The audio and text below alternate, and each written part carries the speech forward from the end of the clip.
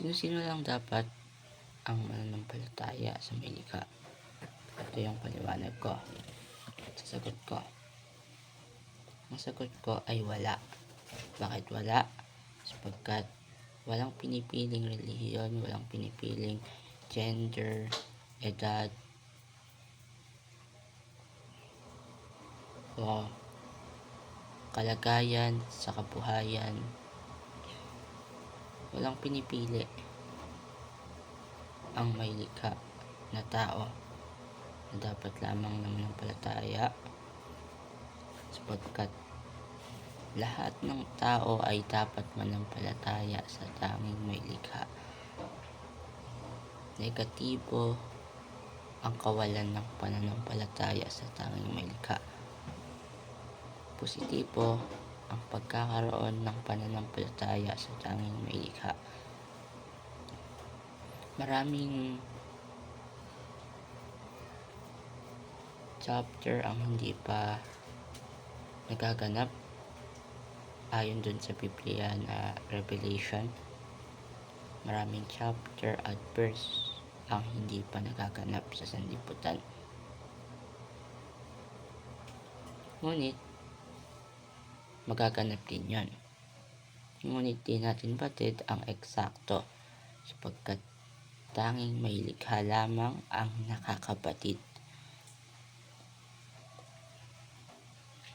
Pinakamahalaga na hanggat tayo ay nabubuhay pa, manampalataya na tayo sa ating may likha. Kapag may pagkakataon o oportunidad, huwag nang sayangin pa.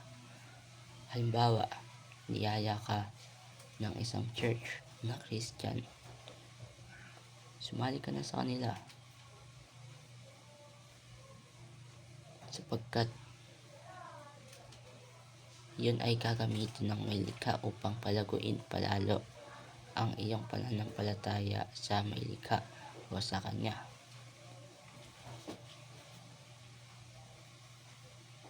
Ang tunay na pananampalataya ay sa tanging may likha lamang, wala nang iba pa.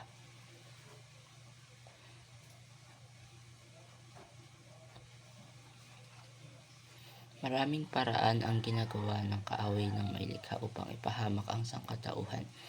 Ngunit maraming paraan upang patibayin ang relasyon ng tao sa may likha.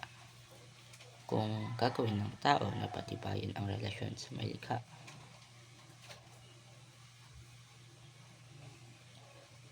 nais ng ating may likha na lahat ng kanyang nilikha na tao ay maligtas. Ngunit kanyang ginagalang ang desisyon ng kanyang nilikha. Ibig sabihin, malaya tayo na pumili. Hindi tayo nakatali sa bakal. Yung ating dalawang kamay at dalawang paa at ang ating dalawang mata.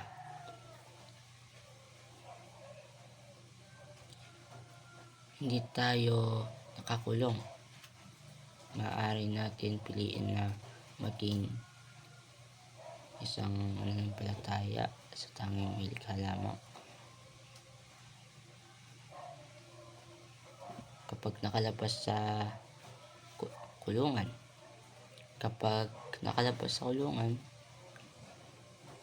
sapagkat nawala na ang kaso, makakaramdam ng kagalakan o kasiyahan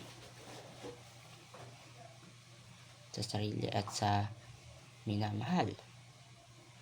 Ngunit higit pa dun ang mararanasan natin kapag tayo ay namatay nang may tunay na pananampalataya sa tanging may likha, wala nang iba pa. Ang tanging tagapagligtas ay si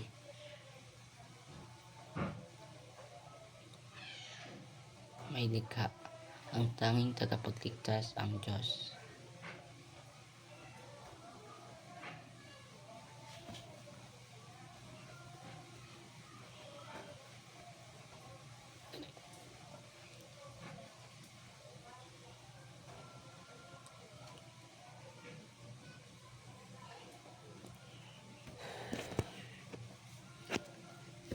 Pinakamahalaga guys, pananampalataya. Bakit pinakamahalaga sa atin? Sapagkat ang pananampalataya ay ating magagamit ng walang katapusan.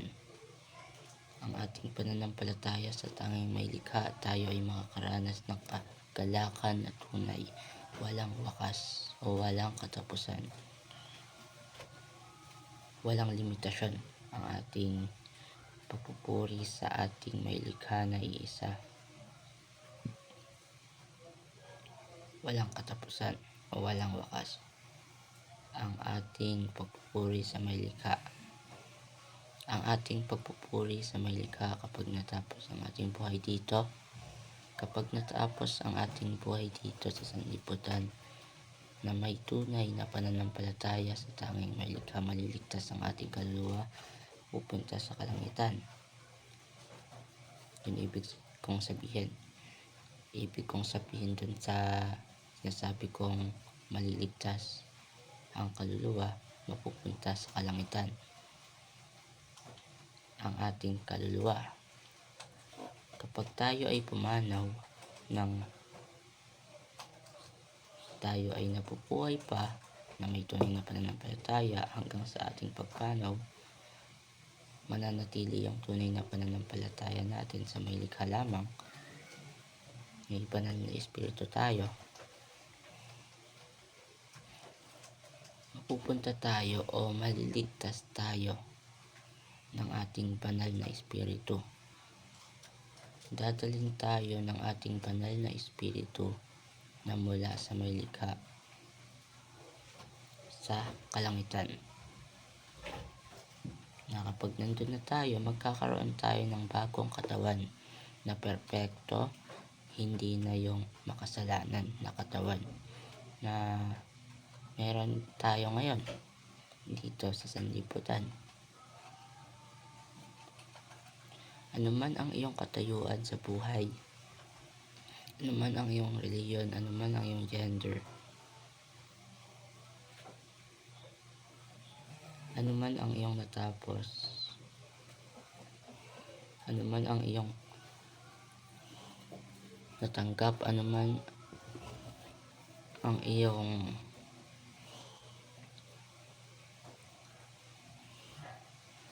kalagayan o ang iyong sitwasyon, anuman ang sitwasyon ng iyong katawan, mahina na o malakas pa,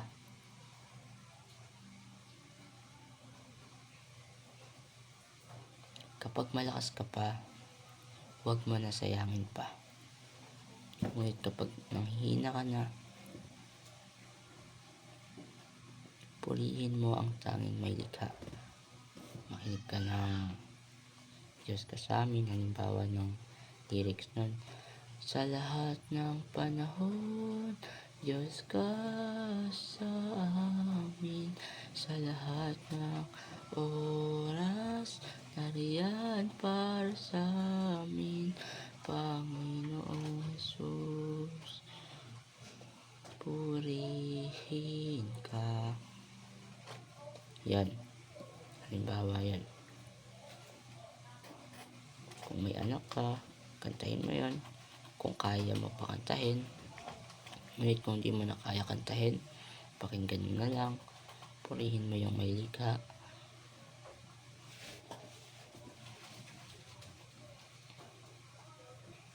Sa pamamagitan ng pakikinig.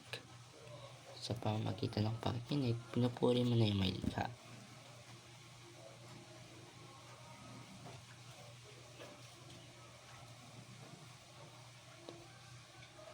Kapag nasa sitwasyon na tayo na nanghihina na tayo, purihin natin ang tanging may likha. Makinig tayo ng Christian song o pang born again.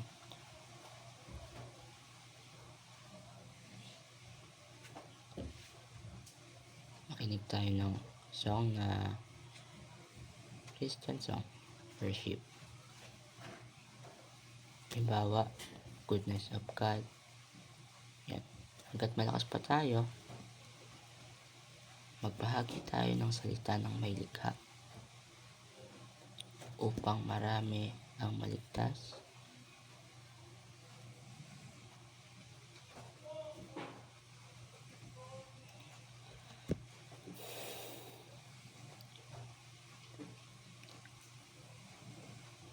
hanggat tayo ay malakas, magbahagi tayo ng salita ng may likha upang marami ang maligtas at magbahagi din ng salita ng may likha. Ang Biblia ay hindi lamang naglalaman ng kwento. Ang Biblia ay naglalaman din ng karunungan, kaligtasan at katotohanan. Marami tayo mababasa na maaring negatibo ang epekto sa mga taong walang tunay na pananampalataya. Ngunit para sa ating mga tao na may tunay na pananampalataya sa tanging may likha lamang, masasabi natin na tunay ang ating pananampalataya.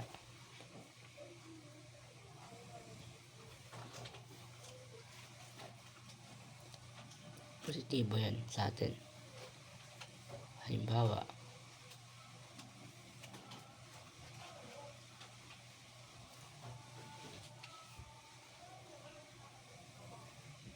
nandun sa Biblia.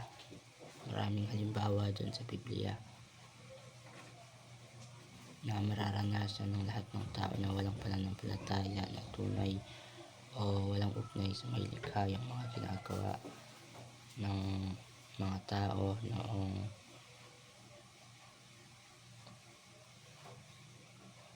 pagkabata nila hanggang sa kanilang pagkabinata, hanggang sa pagtanda, sa kanilang pagtanda.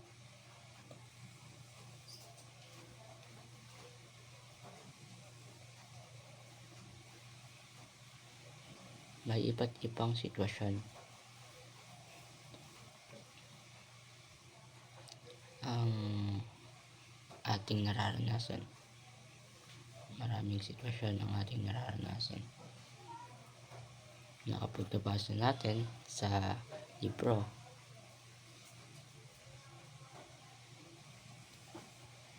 para sa akin nagugulat ako.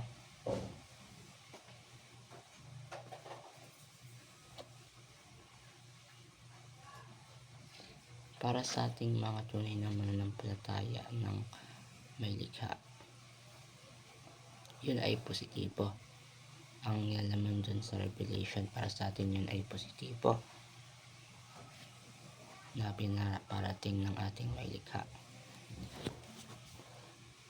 Sa ating mga tao na tunay na mananampalataya, sa ating mga tao na may pananampalataya na tunay sa may likha,